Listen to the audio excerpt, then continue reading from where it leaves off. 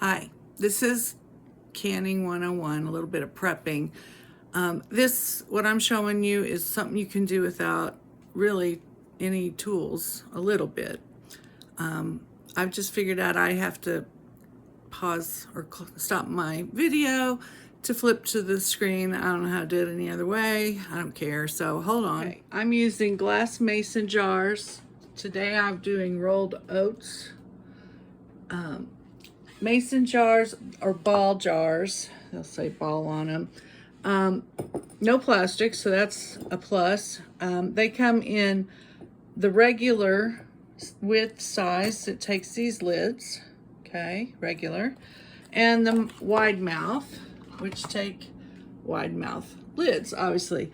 Had I started out today, I would have started with wide mouth and just stuck with that. We started when the 2020 and we just got what we got. So, okay.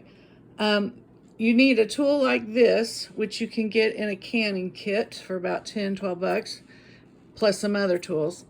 And you need to buy the lids separately, but when you first buy the glass jars, they come with a lid and a rim, okay?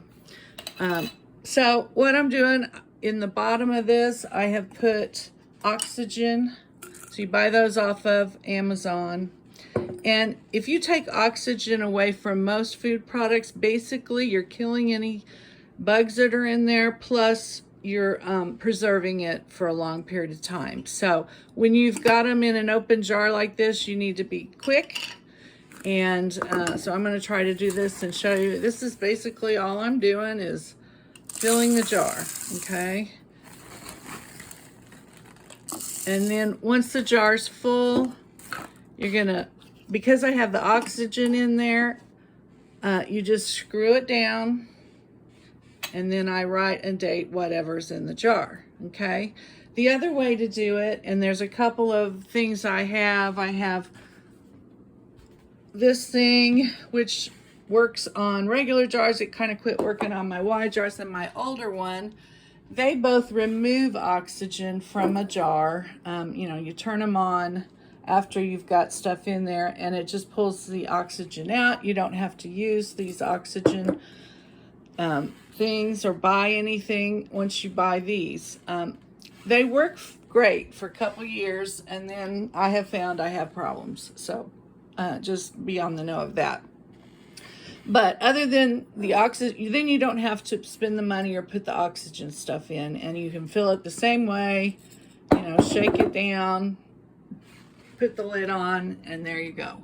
So these are rolled oats, rice, beans, all those kind of foods, dry good foods can be stored this way for years. I would say 5 to 10 years.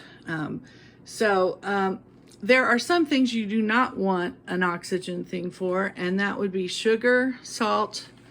There's probably a couple others. Those are the two main ones, sugar and salt. If you do that, they're going to clump up and harden up. You don't want to do that. So, all right, 101. There you go. Here's today's amount. These are quart jars, and if I just bought 16 wide mouth quart jars for about 16 under $17. You get 12 of them. Okay, and then these are extra large. You can't actually wet can with these, but you can put stuff like this in these bigger jars for short or long term storage. Now I want to show you just a couple more things. I have used pizza or spaghetti sauce jars that are cleaned up. This is beans. I have used Parmesan. This is beans.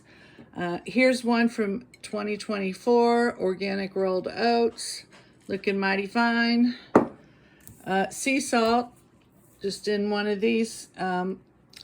Yes, it's plastic. And I may have used them all, but I was using these to put rice in, also because if someone comes to you and you've prepped, you don't want them to see everything you've got or to give away everything. So something like this that has rice or beans in it will give a family a couple meals, and you still have a good amount, and you don't have to give away what you paid for jars. You can use things that you just have around the house.